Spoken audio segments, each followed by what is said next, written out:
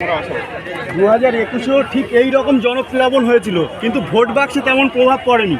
এখন যে জনপ্লাবনটা হলো, এর ফলে কি বলবে?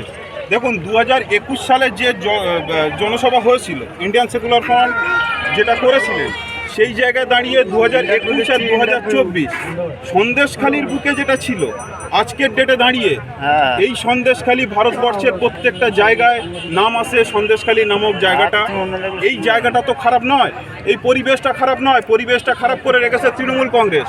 এই তৃণমূল কংগ্রেস নামক জিনিসটা যেদিন আমরা সন্দেশখালি থেকে সরাতে পারবো, এই সন্দেশখালি একটা সুন্দর সন্দেশখালি হবে।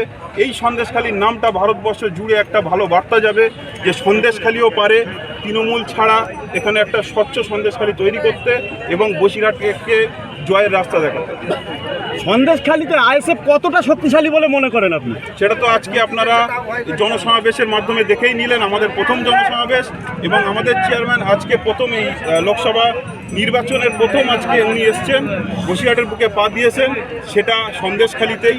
সেই জন্য আমরা অনেকটাই আশাবাদী, সন্দেশখালি থেকে আমরা একটা ভালো রেজাল্ট করব।